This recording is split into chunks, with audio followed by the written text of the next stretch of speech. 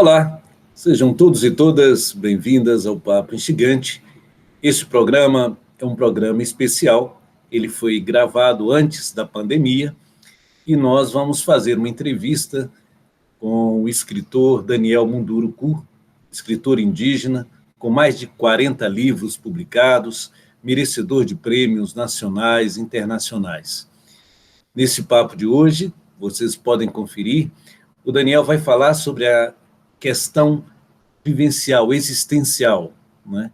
Quando ele vai abordar sobre um pouco da sua infância, da sua história e, como ele mesmo diz, o drama do existir.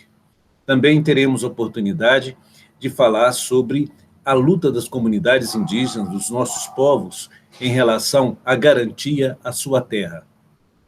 Também abordaremos a questão tão grave que é o assassinato dos povos indígenas que lutam por essa preservação das suas terras. E falaremos, também nesse programa, para concluir o nosso papo rápido, mas falaremos sobre a importância do Sínodo da Amazônia, que reuniu povos indígenas de quase todos os países da Panamazônia em Porto Maldonado, no Peru. Então, você é convidado a ouvir um pouco a história desse grande escritor, Daniel Munduruku. Esse, eu acho que são os seus últimos livros, e ele é um livro em que traz os seus pensamentos, as suas vivências, o seu aprendizado, os seus conflitos, basicamente os seus sentimentos, não é? Então, convido a todos a aproveitarem esse momento e conhecer um pouco sobre esse grande escritor indigenista brasileiro, Daniel Munduruku.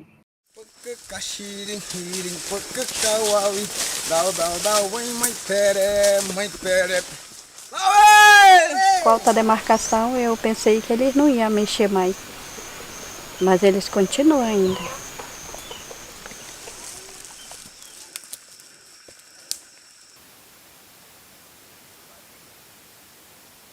Eu já fui ameaçado, é por isso que eu não quero ser ameaçado mais. Hoje mesmo tinha um carro zoando para cá, que tem uns madeireiros para cá, né? Aí o pessoal, os meninos dizendo, mamãe, se levanta, que o carro vai pisar por cima de nós. É por isso que a gente faz uma denúncia encaminhando para a FUNAI. A FUNAI encaminhando para o CNBio. E a gente já comunicou o IBAMA também. Mas até agora, eles nunca responderam. De repente a gente pode perder até a vida por causa disso. O que a gente espera do governo é fazer mais coisas mais ruins para nós. Porque demarcar a terra mesmo que esse governo está difícil.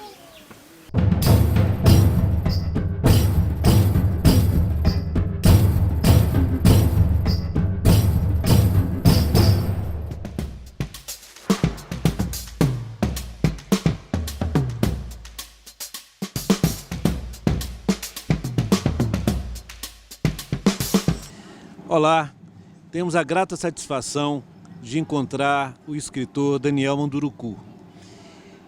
Daniel tem uma formação vasta na filosofia, na história, na psicologia, mas acima de tudo é um ser humano extraordinário que consegue buscar a sua ancestralidade, buscar a história do seu povo e traduzir, foi um dos primeiros a traduzir toda essa história, toda essa riqueza de produção cultural através da literatura, através da poesia, para a nossa sociedade, a nossa civilização tão embranquecida e tão esquecida dos seus próprios valores. Daniel, como é que veio, não é, essa possibilidade de fazer essa transposição para a literatura daquilo que está marcado no seu corpo, aquilo que está marcado na sua história? Pois antes de mais nada, agradecer a oportunidade de poder falar com você, conversar um pouco aqui com você e com seus telespectadores, né? Dizer que eu nunca planejei, na verdade, nada disso. Isso foi um movimento natural que foi acontecendo Eu venho de uma tradição que é oral, né? Portanto, a gente ouve muito, escuta muitas histórias, a gente fala muito, a gente transmite os conhecimentos através das palavras, sobretudo. Portanto, não é um povo de tradição escrita, né? Da tradição letrada como o ocidental é. E tudo isso é um aprendizado para a gente. Na verdade, as histórias, elas moram dentro da gente, né? E quando a gente as coloca para fora, a gente fala, a gente canta, a gente dança, a gente reza, né? As palavras, celebra, tudo isso. Quando a gente encontra com a cidade e é obrigado a aprender também as letras, né? A gente começa a perceber a possibilidade de a gente transformar essas histórias que percorrem o corpo da gente através da forma escrita.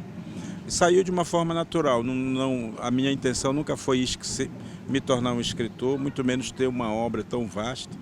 Né? Eu me tornei professor, porque o professor é aquele que usa a palavra, né, para transmitir, então isso já me contemplava, eu já me sentia satisfeito com isso. Mas de repente eu encontrei em mim uma certa vocação, digamos, para a escrita, e fui descobrindo aos poucos que eu sabia escrever, né? Além de saber escrever, eu podia escrever.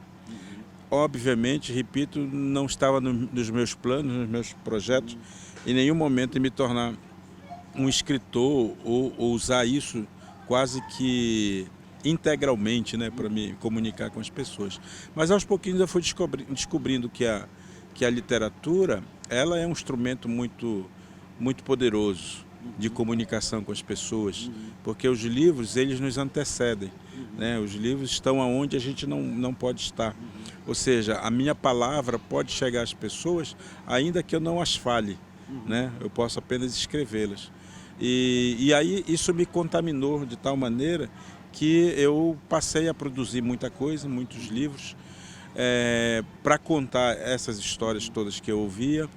Comecei a contar também as histórias que eu lia de outros povos, que eu convivia com os outros povos. Fui criando histórias em cima disso, também livro de ficção, né? Tanto recontando histórias quanto criando as minhas próprias histórias. Enfim, aí é isso que eu sou hoje, né? É isso que eu faço, sobretudo, que é utilizando esse instrumento, essa plataforma que é o livro, numa forma de me comunicar com a sociedade brasileira. Daniel, e como é que se deu assim, essa construção desse sujeito? Porque, na verdade, você vem do Pará, não é? O seu povo é o povo Munduruku, não é? E aí você veio dialogando com outros povos, né? E você veio aqui mais para o Sudeste, porque quando você começa a ter a sua escrita, quando ela começa a ter uma projeção nacional, você também fez um movimento, né? Ninguém é universal se não Sim. sair do seu quintal. Sim. Então você fez esse movimento de sair, né, da sua região e vir para o Sudeste. Como é que foi isso? Então, também, como eu falei, foi uma coisa natural, porque eu fui obrigado aos 9 anos a ir para a escola. Eu sou nascido em 64, portanto, dentro do regime militar. E os militares tinham como um desejo assim ensandecido, né, de fazer com que nós indígenas nos tornássemos brasileiros. E nos tornar brasileiros significava nos ensinar a cultura brasileira. E com isso eles acreditavam que a gente deixaria de ser o indígena, ser Munduruku, para sermos brasileiros, porque eram duas coisas incompatíveis. Até na legislação nossa era incompatível. Então, para eu poder ser um brasileiro, eu tinha que abrir mão da minha tradição. E eles faziam isso como? Nos mandando para as escolas. A escola era um instrumento de, sei lá, podemos chamar de colonização, né? De colonizar o pensamento da gente, colonizar a cultura da gente e impor a cultura brasileira. Isso me obrigava ou me proibia falar a minha própria língua, ter meus rituais, porque isso era incompatível. Era incompatível. Então eu fui para a escola, sim, obrigado, sofri muitos muitos embates, muitos preconceitos. Isso eu conto em muitos dos meus livros. E isso acabou me obrigando a aprender também a cultura nacional. De tal maneira que chegou um momento na minha vida que eu não queria mais ser munduruku. Eu queria ser só brasileiro. Porque eu aprendi na escola, aprendi na sociedade brasileira, que ser índio é um defeito. Que ser índio era uma coisa ruim. Que ser índio era uma negação. Então eu não queria isso, né? Obviamente, quem vai querer esse tipo de coisa? Eu não queria, então eu cheguei a negar a minha identidade mesmo. E por sorte, ou sei lá, pelo movimento do próprio universo, eu acabei encontrando um avô, né? No meio do caminho, né? No meio do caminho tinha um avô, e esse avô acabou me dando essa autoestima, né? Fazendo com que eu realmente gostasse de ser quem eu era. Não foi assim fácil, naturalmente, mas foi um encontro que para mim foi muito importante e que acabou me levando a pensar que eu podia aprender coisas da cidade, misturar essas coisas com as coisas da natureza que eu aprendia e, quem sabe, com isso ter uma possibilidade de andar por esse mundo de uma forma um pouco mais tranquila. Né? Nunca imaginei, repito, que ia me tornar professor, nunca imaginei que eu ia me tornar escritor. Eu só queria ser feliz, eu só queria ter uma vida tranquila, eu só queria ter uma vida que me permitisse ser quem eu era. Né? É claro que as oportunidades foram surgindo, e eu sou uma pessoa do presente, eu costumo sempre afirmar isso, né? Eu não sou do passado, embora o passado seja importante para a gente, mas também não sou do futuro. Né? O futuro não existe, o futuro é uma especulação, né? E eu não estou atrás do futuro, eu estou atrás do presente. E por isso eu sempre vou aproveitando aquilo que me aparece como oportunidade, né? Então me apareceu a oportunidade de continuar meus estudos, eu peguei. Me apareceu a oportunidade de estudar numa escola melhor, numa escola mais bem equipada para aquilo que eu desejava, eu peguei. Apareceu a oportunidade de fazer uma faculdade, eu peguei isso. É claro que sempre em sintonia com a minha própria cultura, em sintonia com a minha comunidade e tudo mais. Você chegou a ser professor da sua... Não, porque eu estudei sempre fora, né? Sim. Eu estudei sempre fora. Porque a ideia de escola indígena também ela é uma ideia muito nova, né? Sim. Na minha infância e na minha juventude não havia escolas indígenas. As escolas eram dos padres, a escola era do governo, não era escola indígena. Nesse sentido, então os professores nunca foram indígenas.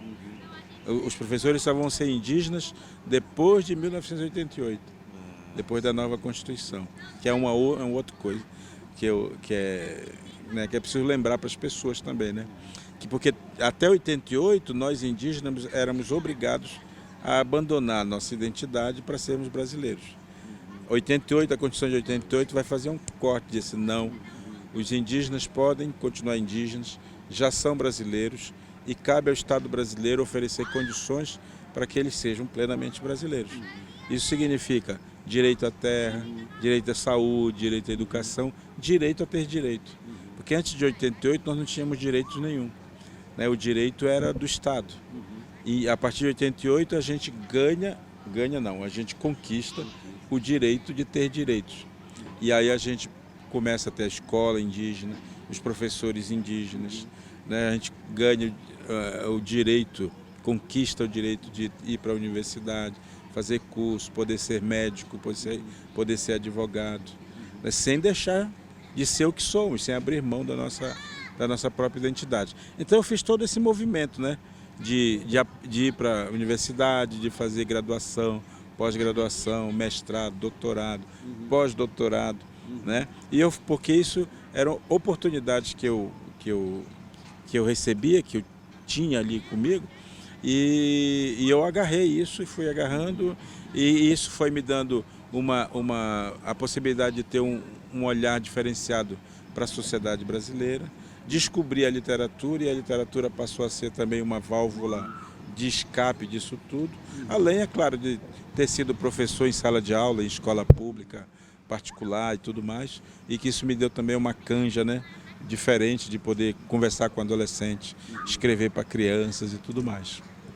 Daniel, você trouxe uma questão aí muito cara para todos nós, porque você vem do estado, o estado do Pará e ali o estado do Maranhão, quer dizer, os estados do norte, onde que tem a maior concentração dos povos indígenas, mas a Constituição de 88, embora reconhecesse a questão da identidade e a questão da propriedade da terra, mas a desconsideração em relação à luta pela terra ainda é muito séria. Isso dói em ver o seu povo ainda, né, os primeiros donos do Brasil, dessa terra, que se deu não do Brasil, mas que era deles, né, ainda, há mais de 500 anos, terem que estar ainda tendo esse tipo de enfrentamento para lutar, para garantia da sua propriedade, do seu espaço?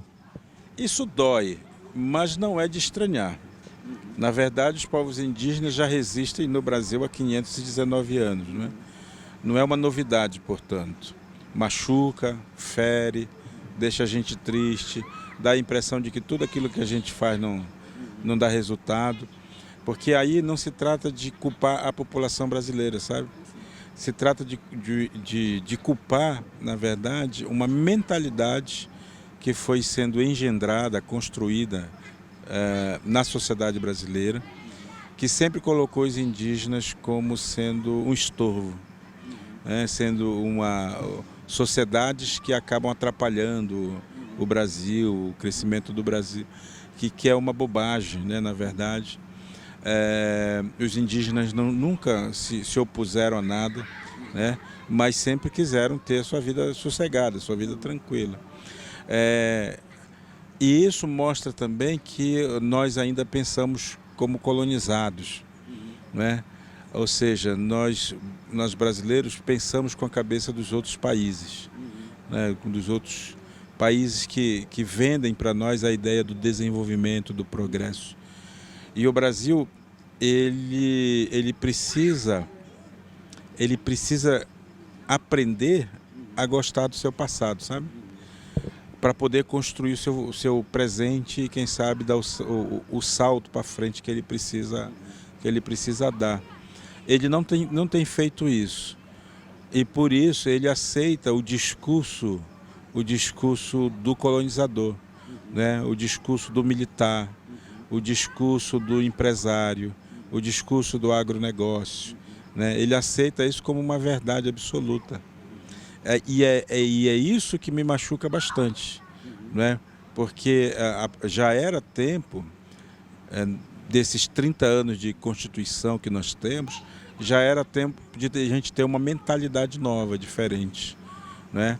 E essa mentalidade, para ser construída, vai levar mais tempo, obviamente, mas ela é fundamental para a gente construir a nossa própria identidade brasileira. Nós não temos essa identidade, porque a formação da identidade brasileira se dá pelo reconhecimento da nossa diversidade. E o brasileiro não gosta da sua diversidade. O brasileiro tem a péssima mania de supervalorizar o seu 10% de europeu, né? E aí ele bate continência para a bandeira dos outros, né? Ele baba ovo, como dizem, né? Para as teorias econômicas, para o neoliberalismo, etc. Tal, e acaba deixando de valorizar aquilo que é nosso, né? E aquilo que é nosso é a nossa cultura. Você acha, por exemplo, que o Sínodo agora possibilitou uma reflexão sobre esse nosso comportamento colonizador, de uma certa forma, quer dizer, não reconhecendo a preponderância humana, né? Porque nós estamos falando das relações humanas, né? Então, quando traz o Papa Francisco, convoca esse sínodo e convocam todas as comunidades indígenas, não só ali do nosso país, mas de toda a Amazônia, né, que compreende os países ali próximos. Você acha que é uma possibilidade dessa coisa ir tomando se consolidando para a necessidade de uma nova consciência? Como é que você vê o sínodo? Como é que você... Eu acho que seria muito, muito positivo se os cristãos fossem de fato cristãos. Porque não existe uma religião, uma doutrina mais comunitária, né, mais social, para não usar as outras palavras, os outros termos, do que o próprio cristianismo, né? Eu não entendo cristãos egoístas, é impossível. Eu não entendo cristãos que não queiram ser solidários. Eu não entendo cristãos que olhem para as outras pessoas e as considerem menores. Isso não tem nada a ver com o cristianismo, né? Isso significa uma incoerência absoluta e absurda com aquilo que se reconhece. Então, quando a igreja propõe o sínodo, ela está voltando às suas bases, às suas origens, que são origens sociais, socialistas, eu diria, né? Então, ela convoca o espírito dos primeiros cristãos, né, para lembrar aos seus fiéis que nós precisamos fazer uma sociedade solidária. E essa sociedade solidária é uma sociedade planetária. E essa sociedade planetária reconhece todos os seres vivos como importantes para que a teia ela funcione, né? Que cada um segure a ponta da sua teia para que a teia não se desmorone. Então a igreja ela exerce o papel. Obviamente que por conta disso o Papa Francisco vai ser chamado de comunista, né? Obviamente que a direita da igreja não vai querer fazer isso, não gosta disso, porque infelizmente a igreja também tem o seu lado perverso, né? O seu lado egoísta, o seu lado, inclusive naqueles que não deveriam ser mesmo, que são da alta hierarquia da própria igreja. Então, quando eu penso no sínodo, assim, eu penso na possibilidade de nós estarmos fazendo um caminho de volta, né? De volta para aquilo que o cristianismo se propõe, que é igualdade, né? Igualdade não significa necessariamente dizer que somos os mesmos, não somos iguais, né? Mas a solidariedade permite que não haja ricos e pobres, que não haja gente que tem de mais e outros que tem de menos, gente que tenha casa e outros que não tenham, né? Um cristianismo efetivo, né? Um cristianismo que nos lembra as bases, as raízes dessa tradição cristã. Nesse sentido, eu acho que o Papa chamar os povos indígenas é também a crença de que esse Papa, que vem de uma orientação franciscana, e eu acredito que São Francisco de Assis foi o santo mais indígena que nós tivemos, né? Que a igreja teve como experiência. Ao convocar os indígenas para fazerem isso, ele está dizendo assim, é nisso que eu acredito, é nisso que a igreja acredita sim num socialismo, a igreja acredita na possibilidade de a gente viver de uma forma mais fraterna, irmanada, né? Mais fraterna, e com isso a gente poder dar possibilidade de todas as formas de vida continuarem vivas. O Papa Instigante hoje se enriqueceu muito com o que eu considero o maior escritor indígena e brasileiro, Daniel Munduruku. E, Daniel, a gente sempre está concluindo o nosso programa com uma série sobre o que é ser humano. De forma mais resumida, em poucas palavras, o que é o ser humano para você? Eu acho que ser humano é ter uma atitude de reverência para todas as formas de vida.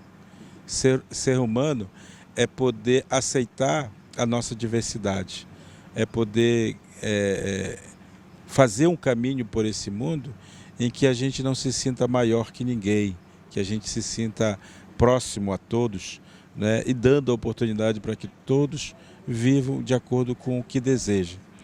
Ser humano é ter tolerância. E tolerância aqui não no sentido de suportar o outro, mas no sentido de deixar que o outro seja, né? Deixar que o outro seja. O outro quer ser alguma coisa que eu não concorde ou que eu não aceite muito, tudo bem. Tudo bem. Ainda assim, eu vou permitir que ele... Permitir não é a palavra permitir, mas deixar. Porque o outro tem que ser o que o outro é, de fato. Isso vale para todas as maneiras de pensar, né? As nossas humanidades. É isso. Perfeito. Quero agradecer imensamente e deixar aqui o nosso abraço.